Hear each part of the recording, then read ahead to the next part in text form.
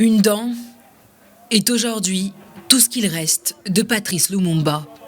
Le héros de l'indépendance congolaise peut désormais être inhumé en paix.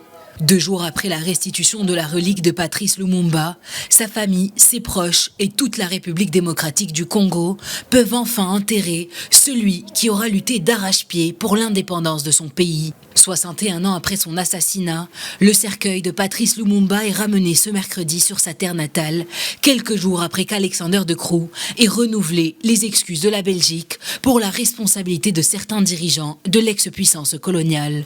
Pour le Premier ministre belge, la restitution de la dépouille de Patrice Lumumba aura pris trop de temps. Car non, il n'est pas normal que la dépouille de l'un des pères fondateurs de la nation congolaise ait été conservée 6 décennies durant par les Belges. Il n'est pas normal que la dépouille de l'un des pères fondateurs de la nation congolaise ait été conservée pendant 6 décennies dans des circonstances obscures, jamais vraiment élucidé, mais qui, à la lumière de ce qui est connu, ne fait pas notre fierté.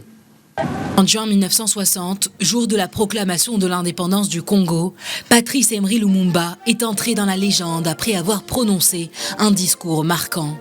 Un discours ponctué de mots très forts contre le racisme des colons. Quelques mois plus tard, il sera assassiné, mais son corps jamais retrouvé.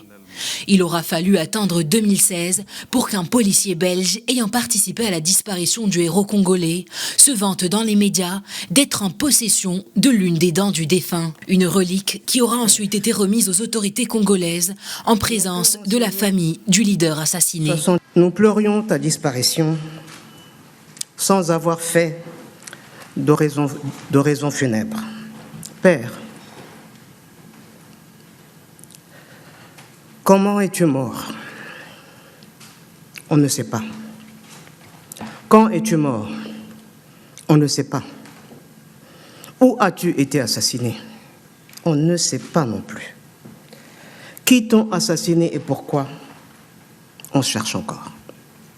Si aujourd'hui, Patrice Emery Lumumba peut enfin reposer en paix, le mystère plane encore sur les conditions et les commanditaires de son assassinat. En pleine guerre froide, l'ancien Premier ministre était considéré comme pro-soviétique par Washington et perçu comme une menace pour les intérêts économiques occidentaux au Congo. S'il aura fallu attendre 2002 pour que le gouvernement belge présente ses excuses au peuple congolais, de Bruxelles à Kinshasa, Patrice Emery Lumumba sera célébré à jamais comme symbole de la lutte anti-impérialiste.